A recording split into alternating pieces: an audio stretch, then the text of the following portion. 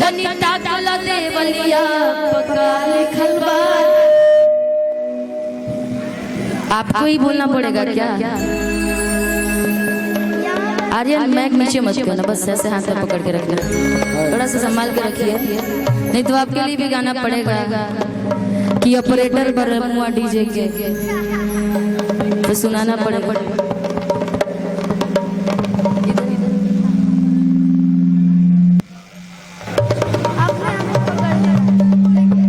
लेकिन देखिए फिर बजाने लगे आप। गावे गावे थिएटर चलावे, लेकिन सिर्फ इनके लिए। गावे गावे थिएटर चलावे ऑपरेटर पलंगा डीजे के।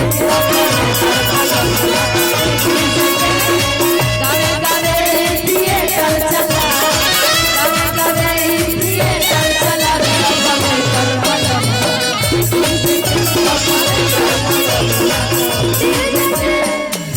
लेकिन जो डीजे वाले होते हैं कि अपन में हर के न छूछे न पूछे, इसीलिए इतना सीटी मारते हैं कि अपन में हर के न छूछे न पूछे। कई कयासिक हनए चीजे के। और हम कलाकारों के लिए सबसे बड़ा हेडेक का काम, जिस मंच पे जाइए जब एक वर्ड बोलिए साउंड करते सिंग सिंग सिंग, यही हाल होता है हर मंच पे। गावे गावे थिएटर चलावे, गावे गावे थिएटर चलावे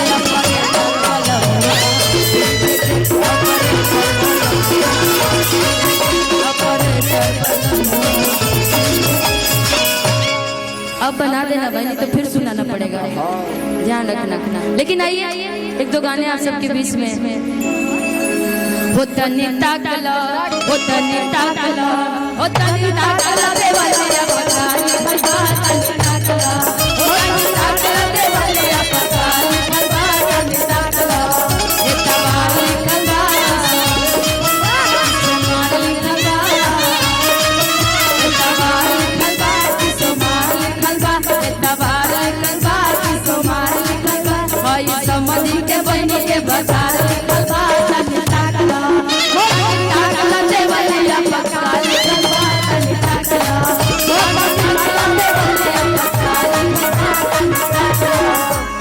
रोहनी के तीन बाजा, रोहनी के तीन बाजा, तीनों का जाना रे, तीनों का जाना रे। समाधि के तीनों बाजा, तीनों के तीनों छीना रे। समाधि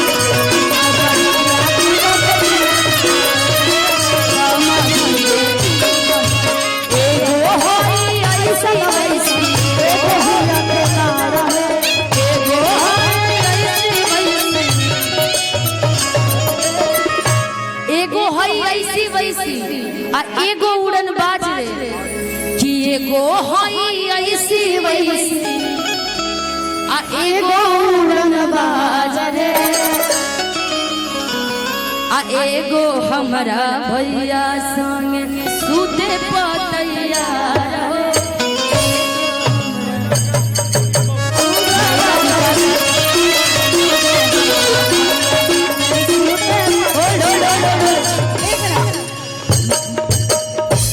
महिला विकास मंच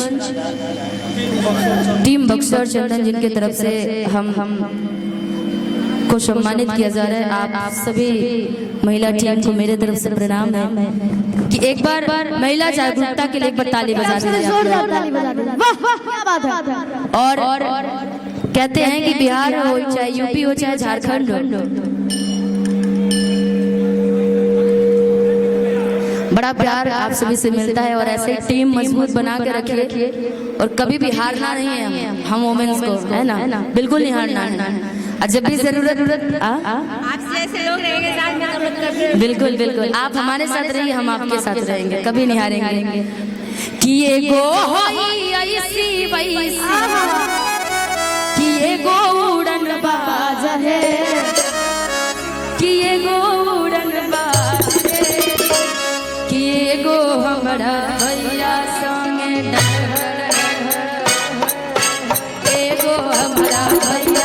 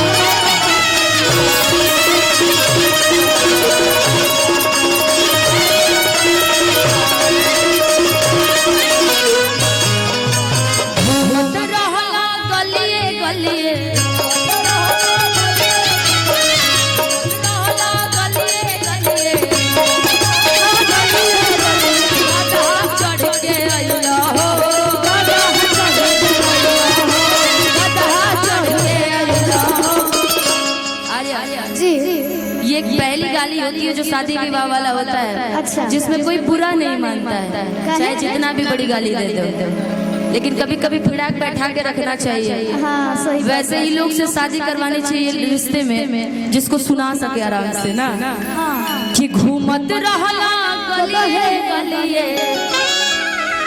कि घूमत रहला गलिए गलिए, गदहा चढ़ के अइला हो, गदहा चढ़ के अइला हो, कि तू बहिन बेचवा भड़ुआ,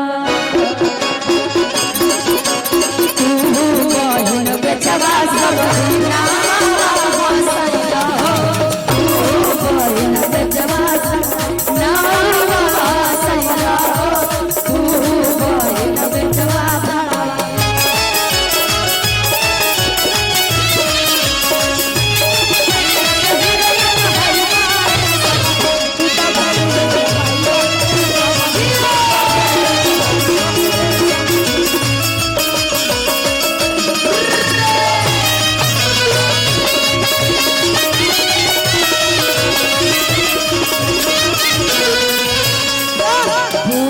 फूलल फूलल दुल्हा के गाल हो, फूलल फूलल दुल्हा के गाल हो, बिगड़ल बाटे है समधी के चाल हो, बिगड़ल बाटे है समधी के चाल हो, तोहरा से कहीं आज साली हो, दिहा की चुनिया, तोहरा से कहीं आज साली हो, दिहा की चुनिया, भर भर खियाइबो थाली में थाली हो, दिहा चुनी चुनी गाली, भर भर के खियाइबो तोहके थाली हो, सुन समझी के डाली।